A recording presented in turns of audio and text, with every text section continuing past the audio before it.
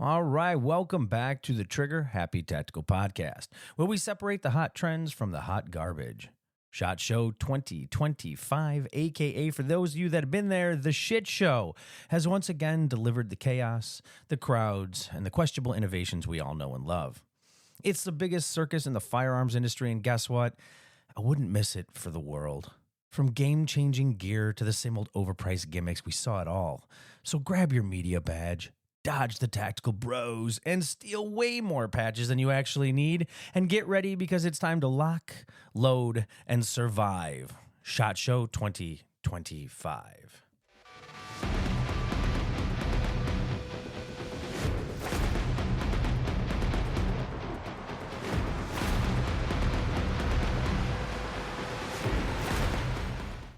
All right. So before we dive into the madness that is SHOT Show 2025, let's take a second to talk about what SHOT Show actually is, because if you've never been there, you might not understand just how big and chaotic this thing really is.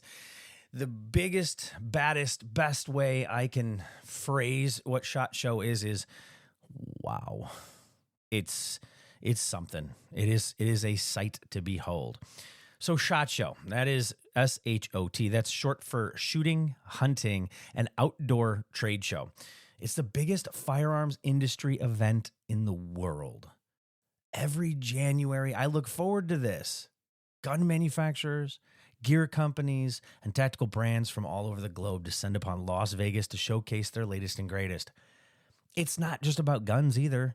There's optics, knives, body armor, suppressors, and more tactical nylon and garbage than you can possibly shake a plate carrier at. But here's the real kicker about it. SHOT Show generally isn't open to the public. It's an industry-only event, meaning you got to be like a dealer or manufacturer, media, or someone with the right connections to get in. And trust me, once you're inside, it's fucking overwhelming. I mean, imagine like 4 full days, 13 plus miles of aisles, and over 2,000 exhibitors, all packed into the Venetian Expo Center and the Caesars Forum. Now we're talking, the Venetian Expo Center is like 5 floors of stuff. It's absolutely insane how massive it is. It's a tactical Disneyland, except instead of Mickey Mouse, you got guys in plate carriers and 511 pants hauling rolling carts of catalogs and swag to give away to people. It's where the newest firearms and gear get unveiled. It's where business deals are made, and every influencer with a camera or a phone is fighting to get their hands on the latest high-speed, low-drag toys. And while it's an absolute circus, I fucking love it. There's nothing like walking through all these badass booths, getting your hands on with the newest releases, and catching up with the biggest names in the industry. So now that you know what SHOT Show actually is, let's get into the good, the bad, and the downright ridiculous from this year's show. Now, the way I put this show together today is not like all the other ones. I'm going to be honest with you. It's not just going to be a list of what I think are the 5 coolest items and the 5 worst items of all times, and then go into patting a bunch of people's butts. That's not how this is going to go. There is going to be some things I'm going to talk about directly, right? Some guns or some accessories I'll talk about directly, but there'll also be some just kind of categories. And what we'll do is, as I hear more feedback from you guys, from the listeners, the viewers, as I get more feedback from you, and you guys let me know what you want to hear more about or you want us to test, we'll bring those things in and we'll focus on those things as individuals. So this is kind of just the good, the bad, and the ugly, I guess you'd say, from this year's SHOT Show 2025. So let's go ahead and start off with the good stuff. Well, let's talk about one of the first guns that I'm going to be honest with you, I didn't think was going to be on my list, but it is, and it's the Ruger RXM. The Ruger RXM is kind of like a collab / love child of Magpul and Ruger. It's like Magpul called Ruger and said, "Hey, you want to do a sexy gun together?" It's kind of a weird little Glock clone of sorts, and it doesn't have the Glock grip angle. Thank God. If you know me at all, if you've been through any of my classes or even watched some of my YouTube videos for D5 Ranges Marengo, you will know that I am not the biggest fan of Glocks. And that's because their triggers suck, and that grip angle is atrocious. And thankfully, when Magpul and Ruger came together on this one, they went with a better grip angle as opposed to the Glock grip angle. I mean, didn't you notice that anytime you get really good Glock clones, they always change the grip angle away from the factory Glock grip angle? Huh. I wonder why that is. Could it be, because it sucks. But anyways, back onto this love child gun. It also has an FCU, which is like a fire control unit, kind of like the SIG or the Springfield or the Zev. It's cool because it's like the trigger pack, and that trigger pack itself is the serialized portion of this gun, right? It's the part of the gun that is actually considered the gun. Everything attached to that FCU is just secondary items, right? It's the accessories, so to speak. So you can take the FCU and just pop it right out of this Magpul grip, and you can pop it in another grip, and then pop it in another grip, and put a different slide on it, and change it from a 3.5-inch barrel to a 5-inch barrel, hypothetically, right? So the cool part about these FCUs is you can literally pop them out and turn it into an entirely new gun. You can take your FCU and take it from a concealed carry pistol to a cool full frame, full slide home defense gun to a badass competition gun. And you only have one serial number because you only have one gun. That's the FCU part. So it's pretty cool. And to know that you've got Ruger and Magpul together on this one, I look forward to some really cool future accessories on this gun. Hopefully, Magpul and Ruger will kind of take this and just run with it and create a bunch of really cool accessories. And Magpul is really good about that, right? If there's anything that Magpul knows, it's accessorizing shit, right? So I look forward to seeing what this gun is going to offer in the future. Now, I did have the ability, thanks to some really cool customers, to actually be able to shoot this gun. And I'm going to be honest with you, I was really impressed. All the things I hate about a Glock, I like on this, right? Such as the grip angle and the trigger and the slides and the serrations and all of that sort of stuff. So it is a pretty rad gun. And for its price tag, I think it's sub $400. It really carves out a really, really neat, unique kind of place for it to sit, right? All right, the next thing that we're going to have on here is the Staccato, is the Staccato HD P4. Now, I'm going to be honest with you. When I first saw this, I actually was not impressed. And I mean, when I first saw it on paper, it had this quote-unquote leak, right? Which, let's be honest, nothing really truly leaks anymore. But it had a leak, and it leaked some photographs, and it leaked some, I don't know, some small details about it. And I thought, you know what? This is just another regurgitation that Staccato is doing of its own firearm again, and just naming it somewhat something else. But then I realized that's not true. It's actually a really good direction for Staccato to go, and I really have to commend them for this. So what is it? Well, it's a Staccato P. But it takes Glock mags.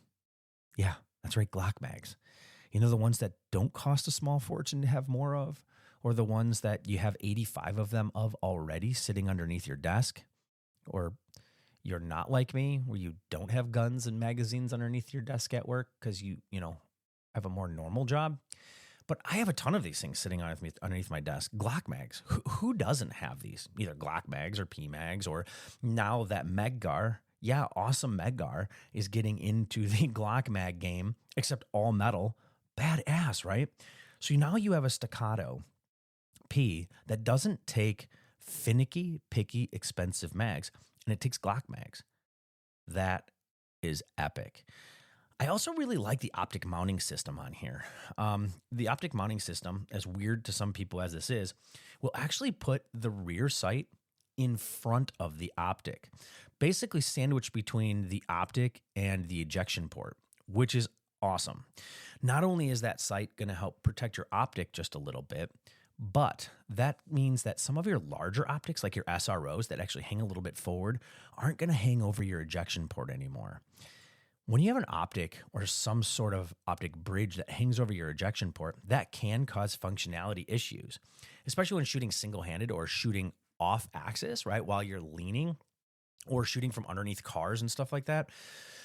Having something above that ejection port can actually cause ejection problems, right? And it could hypothetically potentially damage your optic prematurely too. So having that in front is actually kind of a really cool thing. And this gun has all sorts of ambi stuff for ambi things for ambi people, right? And this is going to help right-handed people be able to accommodate this gun and left-handed people to be able to accommodate this gun.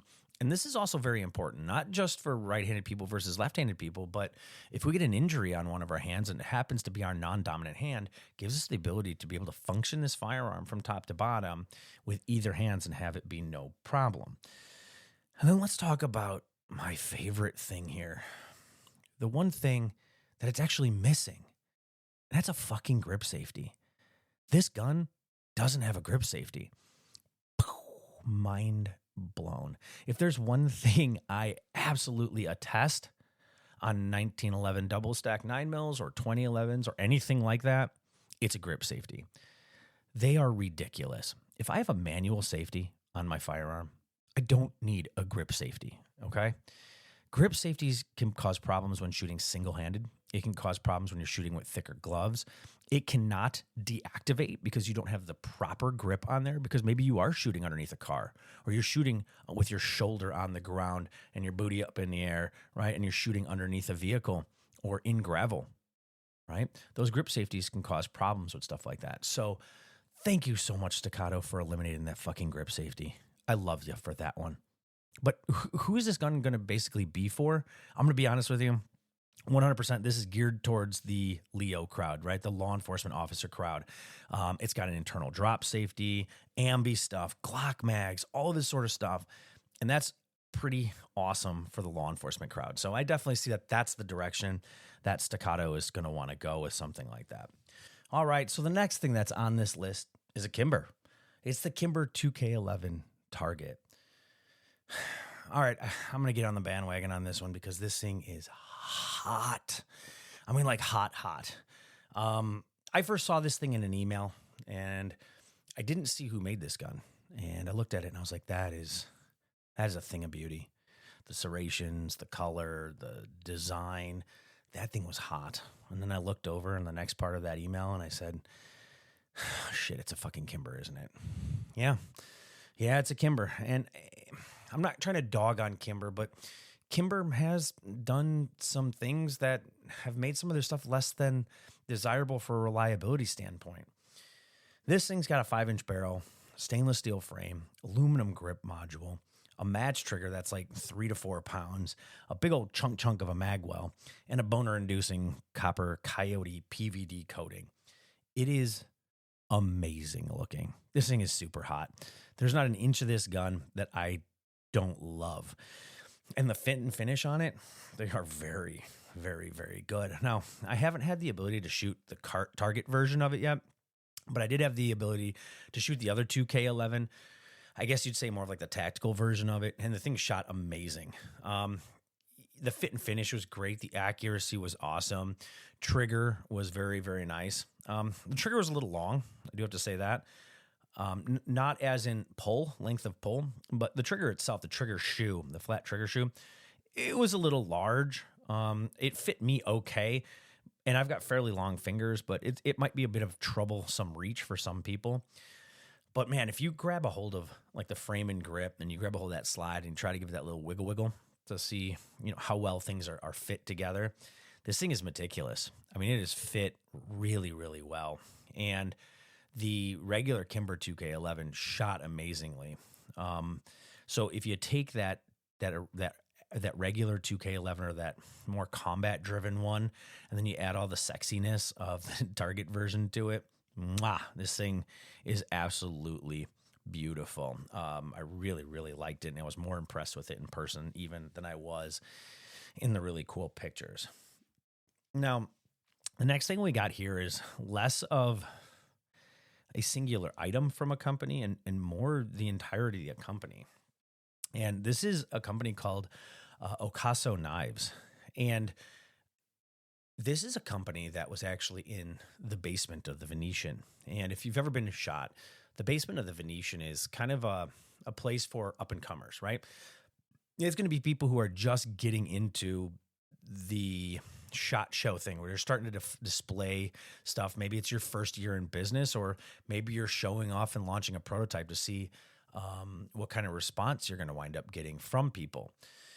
So the basement is a weird blend of up and coming companies that are going to make it big and companies that are going to fail miserably because their product kind of sucks. Be totally honest with you. And you have to figure out a way to weed that bullshit out while you're down there.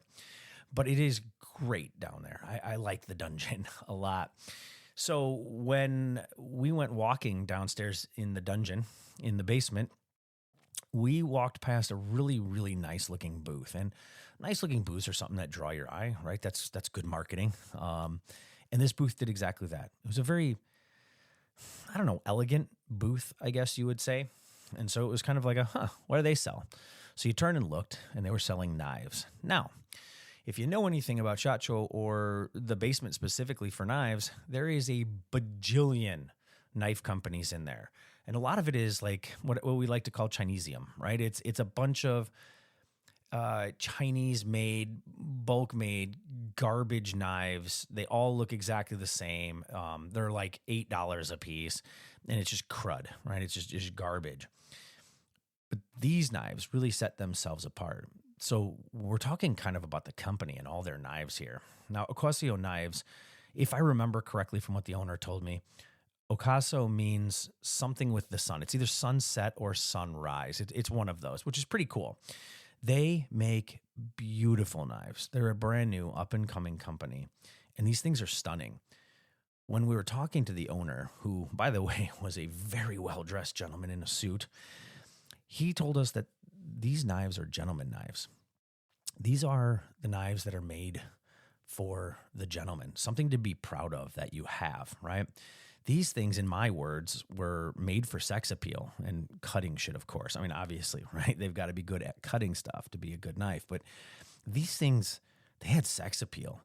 And they were made from all the things that I like, right? Most of these are made from like aerospace titanium, solid carbon fiber, 120 layered German Damascus, or American S35VN steel. If there's anybody that knows me personally, you will know that I am a sucker for Damascus steel or titanium or carbon fiber. Like, you got me, right? And if you combine those things, yeah, well, you really got me then, right? But these are the kind of knives that you'd be proud to wear with a really nice suit, and you show them off to your friend, right? Like a fine watch or a really elegant pen, where you can turn to somebody and say, that's a cute knife you've got, but check mine out. And you proudly hand that over to your friend and display this beautiful carbon fiber and Damascus knife. And it's like a wow factor. I really fell in love with the beauty and the design and the material and kind of the elegance of these knives. They're stunning. They moved and opened so nicely. The attention to detail was there. It was awesome. So much so, we were so impressed with them that these are knives that are going to be brought in to the store at D5 Ranges Marengo to sell, because they are awesome. But one of my other favorite things about this company is the passion that the owner had for his company and his brand and his product. That goes a long way. There are a lot of booths that you go to at SHOT where it's almost an inconvenience to talk to you, right, as a consumer. And you try to ask a question to try to stimulate the, well, what do you got kind of thing. And they don't have a passion in their own stuff, right? And that's the opposite with this company. The owner and his wife did a stunning job on how this all laid out. And I really encourage everybody to check out Ocaso Knives as far as that goes. Now, the next one is going to be another brand, I guess you'd say, kind of. They really only have one real item that they market in different varying sizes and for different things. But to be honest with you, it's really just one thing. And on top of it, it's probably one of the cheapest things at SHOT Show. So how did something that is so small, I guess you'd say, in items or number, and so limited in that respect, and so cheap as being like one of the cheapest things at SHOT Show? And I mean like cheap, like, $20, $30 cheap. I don't exactly remember, but that's incredible when you're in a sea of things that are thousands upon thousands upon thousands upon thousands of dollars. And it's by a company called OpticGuard. They're these cool, like thermal molded poly covers that protect your red dot optic for your pistol, right?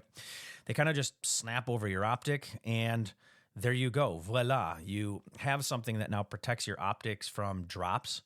And it'll protect it and take a lot less damage when you're racking your firearm off of hard objects. Now, if you've ever seen any of my optic torture tests on YouTube from D5 Ranges Marengo, shameless plug, go check out D5 Ranges Marengo on YouTube and check out some of our optic torture test videos.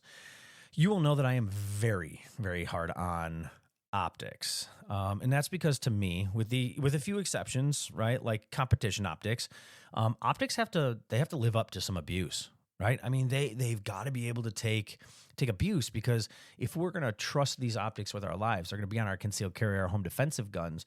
I mean, these things, they got to stand up to the abuse, and they've got to work every single time we want them to work, right?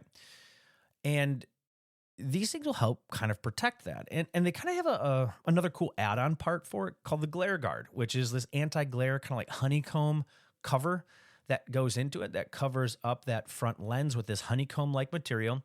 Doesn't restrict you from seeing, but it takes away the glare or that glare signature off of your glass for your dot. So really, really cool there. But neither of those two things are my favorite part about this optic guard. And my favorite part about it comes from what they call the training lens. And it's literally just a simple black cover that slips into your optic guard that completely blocks off the lens from being seen through. Yeah. Why the hell am I so impressed with something that covers the lens or the glass of your red dot so that you can't see out of it? Well, this is because, as a firearms instructor here, one of the most beneficial way to train your students, to train people's brains and eyes on how to properly use a red dot system, is through what we call occlusion training. Yeah, that's right. I got really big words, occlusion training. And what this does is it covers the glass, and it forces our eyes and our brains to keep both eyes open, and it allows us to use a red dot correctly. I'm going to be honest with you. I'm going to venture to say somewhere around 75 or more % of people who have red dots on their guns, and this is from civilian to law enforcement to military, they do not know how to use their dots 100% correctly. They don't use it for all it's worth. They don't get all the benefits out of a red dot. They use it more like an optic or like a scope. And if you treat it like a scope, you're not getting the major benefits out of it. And the way that we force people to learn how to use it correctly is through occlusion training. So what I normally do is take a piece of painter's tape, which will usually fall off not too far or not too soon into your training, and I tape off the front glass or the front lens. Sometimes I'll even take like some of those cardboard colored stickers, or like little booby pasties, as I call them, for like cardboard IDPA, IPSC, USPSA targets, and I'll put those on the front lenses. And once you put that on there, bam, it's amazing how fast people will understand how to shoot with a red dot. So this is a huge help in me training other people on how to use a red dot correctly. And this is a huge benefit for you. If you find yourself hunting for that dot, or you find yourself closing an eye because you're so used to shooting with iron sights, these things will help you tremendously. I really encourage you to get one of these or something like these. And I think, if not the next episode, a couple episodes away from here, we are going to specifically talk about red dots, pros and cons, and training and all of that sort of stuff. And we'll bring this sort of stuff back up again. But again, OpticGuard, really cool product that we got there. Next thing we're going to talk about is 2011s and double stack 9mm 1911s. Now, I'm going to be honest with you. I'm really sick and tired of calling them double stack 9mm 1911s when everybody in the world calls them 2011s. And that's because Staccato owns 2011. It's stupid, and I'm going to call them 2011s. How about that? Meh. But it was cool to see all these new takes on 2011 type firearms. They were everywhere. And I mean everywhere. every booth you went to, somebody came out with a 2011 type firearm, which is cool because the more we see, the more we're going to drive down the price on these guns. If you've noticed, these 2011s used to cost, $4,000 on up for really good ones. And then we started seeing some things kind of shake the market up a little bit. Platypus, right? Stealth Arms kicked everybody in the balls a little bit, and they came out with the Platypus. That thing is badass, right? I mean, that's probably one of the best guns you can get for the money. And then we saw another 2011 type gun for the same price or cheaper or around the same price. And then another, and then another. And then what do we see? We see the big boys start to bring their prices down too. And things like that drive down price, but they also drive up innovation. We used to see these 2011 type firearms, really finicky and picky magazines and really expensive parts, and they would need a lot of tuning. And then all of a sudden the magazines got better, right? And then all of a sudden they became less picky. More people started creating parts for them. And now you've got companies that make them off of Glock mags, right? I mean, that's freaking awesome. And then you got companies like, what was that, OA, and they make them with SIG 320 mags, right? I've got a bajillion of those actually right next to me. I'm staring at them right now. So the more of that competition we have, the more it drives up innovation. But this is love and hate. I'm going to be totally honest with you. This double stack 9mm 1911, 2011 is also starting to get on my nerves. And we'll talk about that in just a minute. Okay, so hang tight.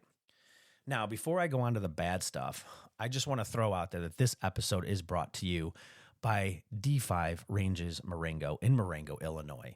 Only the coolest, and I mean the coolest, gun store and shooting range and tactical training facility in the world. This place, you can't express into words how awesome this place is. It has 2 floors of retail. Yeah, that's right, 2 floors of retail. It has 2 floors of gun ranges that are 180-degree shoot capable, which is fucking awesome in its own right. And then a 2-story live fire tactical shoot house. Yeah, that's right, I said that right. A 2-story live fire, 360-degree bulletproof tactical shoot house for training. That's right, you as a civilian can come into that shoot house and train too, with yours dearly. So come on into D5 Ranges Marengo or check us out at D5 Ranges Marengo on the web at d5rangesmarengo.com or on Facebook or on the gram, or check out the YouTube channel at D5 Ranges Marengo on YouTube. All right, now back to the podcast. All right, let's talk about the not good stuff. Right, the bad stuff. And I don't want to say bad stuff, right? I mean, because anything new in the gun world is kind of cool. And if it's at SHOT Show, I mean, how can you not enjoy it? But there was some stuff that was just kind of dumb. And I'm going to be honest with you, some of this, I really feel like I'm going to piss a lot of people off. Like I'm whizzing in your shoes on this one. And the first one here, man, I've heard a lot of people praise this thing, and I fucking hate this thing. It's the KelTec PR-57. This gun is stupid.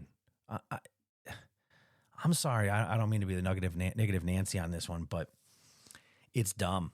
First off, it's a 5.7 pistol. Awesome, right? And again, if you know me, you know I'm a huge fan of 5.7. I think it's a rad cartridge. It's super, super cool. I've got quite a few guns chambered in 5.7. Super cool. It's a stripper clip fed 5.7. Yep. Yep. Stripper clip. Meaning you have your rounds loaded onto a stripper clip and you press them through the gun because it doesn't have a magazine. That's right. There is no detachable magazine on this. It is a stripper clip fed pistol. Each stripper clip holds 10 rounds. This gun has a capacity of 21 rounds, which means it takes 2 stripper clips and 1 singular round to capacity to full on this gun. This gun feels like a KelTec. Yeah, that's right. It feels like a chunk of plastic toy that Nerf made and didn't really do a good job, right? And I'm going to be honest with you. Good luck if you get a solid malfunction on this gun. That's right. How are you going to do your tap, rack, and roll? Or if it's real jammed up, how are you going to drop out your mag and then clear it out then? Yeah, you're not. you're not going to do it because there is no mag.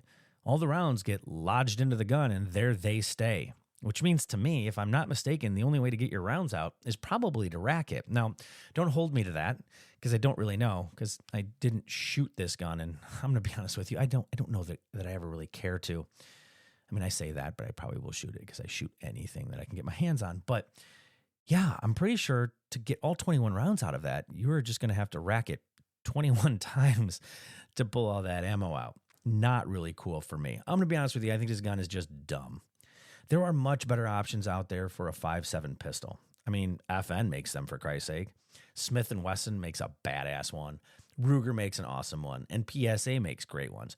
So I would say just throw your eyes right past this thing and find something else that's in the 5.7 cartridge. Yeah, I know. I just pissed a lot of people off. But you know what? That's okay. That's okay. You guys will be fine. You'll be fine. Now, the next one is a weird one for me. And if you would have asked me the week before SHOT Show if this would have been on my list, I would have said, fuck yeah, it was going to be on my list. It was going to sit right at the top of the good part of what I saw at SHOT Show. So let's talk about this one. It's the Luago Alien Remus. Yeah, the Luago Alien Remus. This is the Luago Alien, but the concealed carry version of it. And you remember how I said I was a sucker for carbon fiber?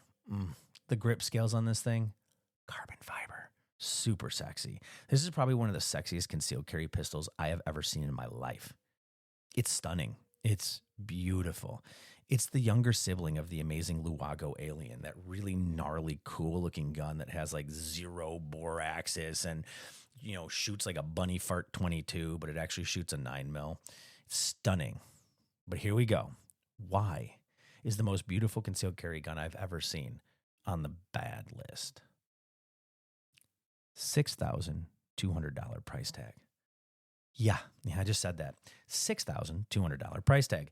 Can I say a complete and total wallet rape right there? Yeah, $6,200 for a concealed carry gun.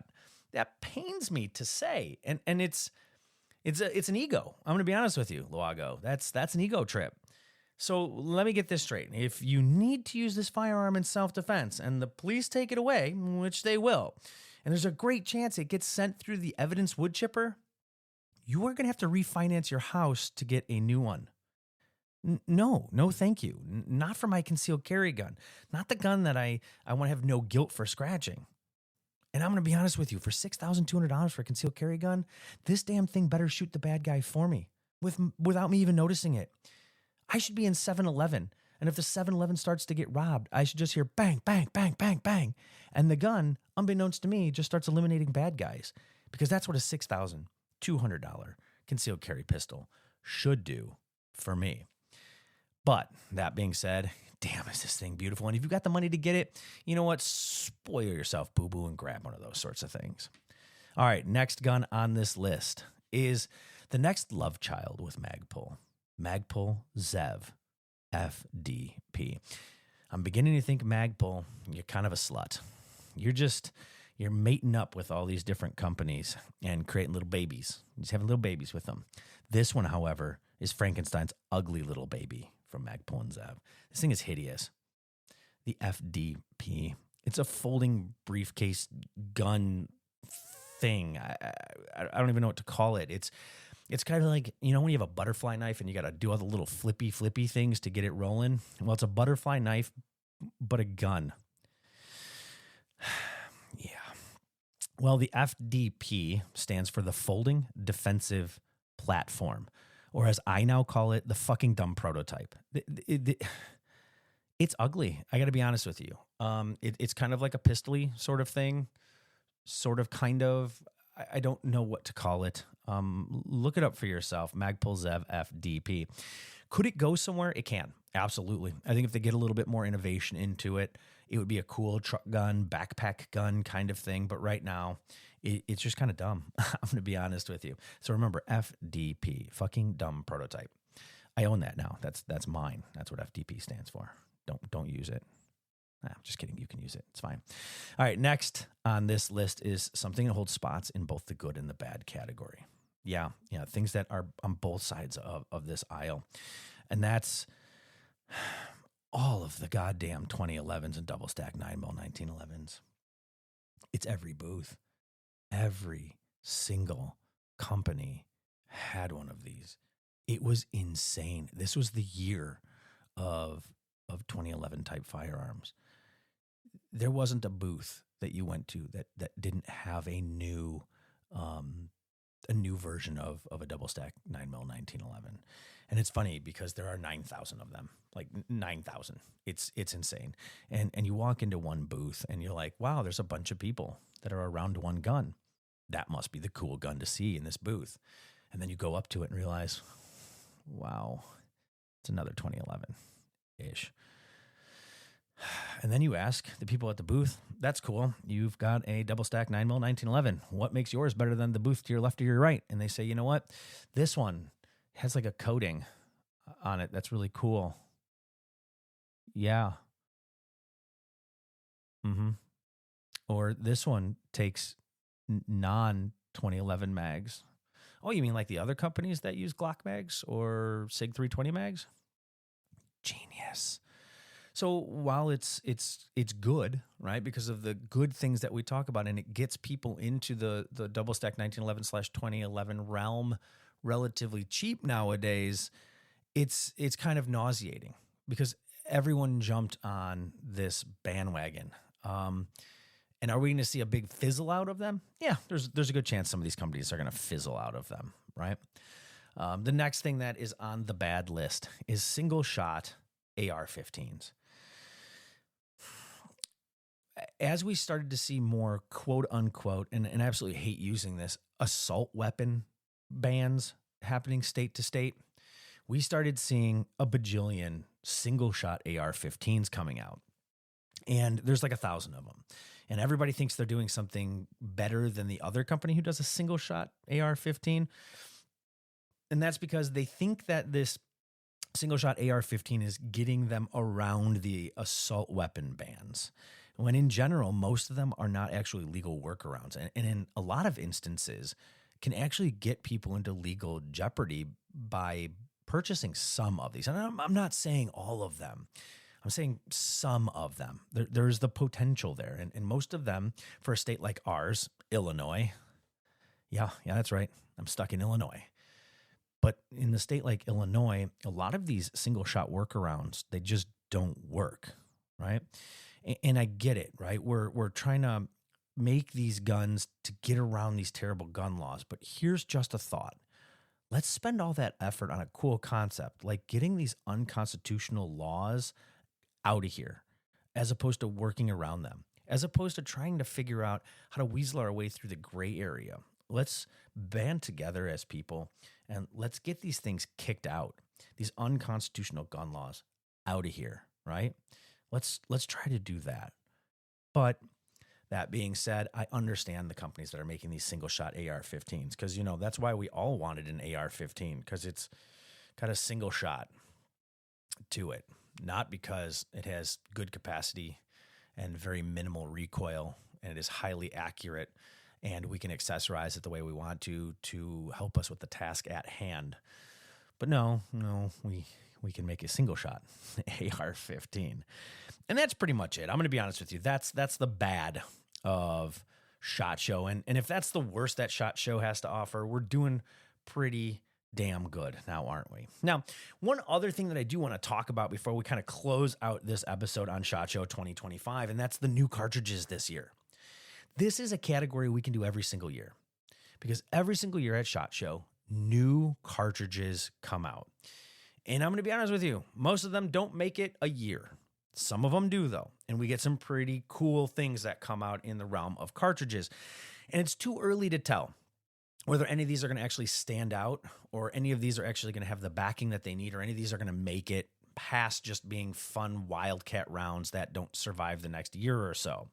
Many of these will disappear, but some of them will stick around. I mean, hell, that's how we got a lot of these cartridges like 300 Blackout or 8.6 or 338. These were all these cool new cartridges that we saw as one of these neat new rounds that are innovative and better than everything else. with like a SHOT Show, right? So let's just go through the list of some of the things that I heard were new cartridges here at SHOT Show this year. The first one is the Hornady 338 ARC. Yeah, I'm sorry. Anything that's a 338, I usually fall in love with. One of my favorite cartridges of all times is a 338 Lapua Magnum. I love it. It is just a beautiful round.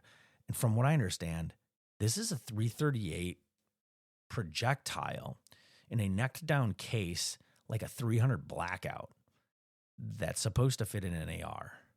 Yeah, that's going to be cool if it actually does something better than 300 Blackout, right?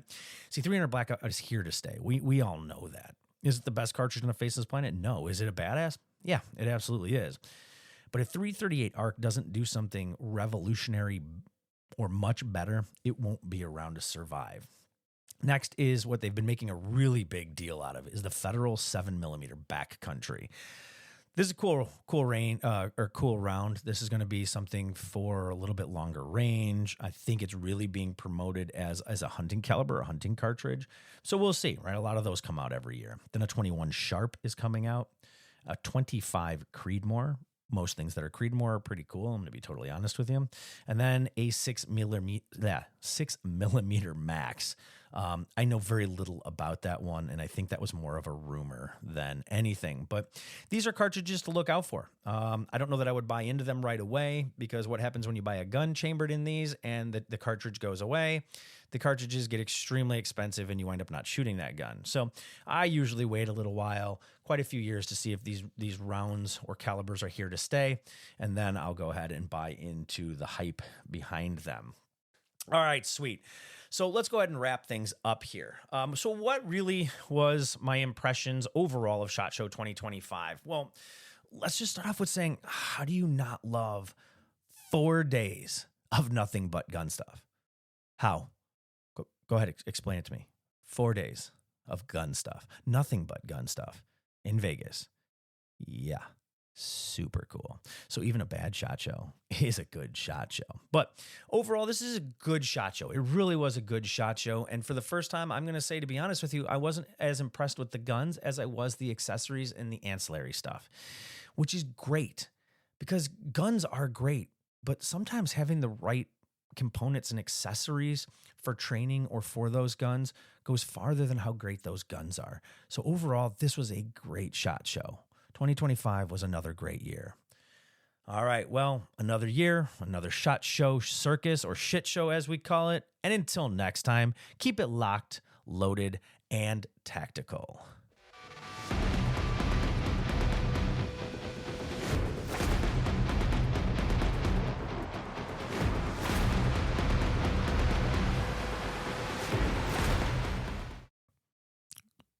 Hello? Are you still here? You are still here. Even after the music, you stuck around. This is going to be like one of those cool little scenes that you see like mid or at the end of the credits of really cool movies. Except this isn't a cool movie, and I'm just a guy in a microphone. But yeah, we're gonna try to make this a thing, and we're gonna every once in a while include something after the sounds as kind of like an Easter egg.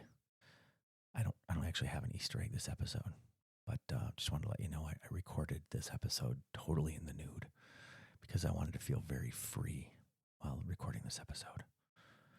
Just kidding. Well, I might not be kidding. I don't know. That's for you to figure out. All right, goodbye, everybody.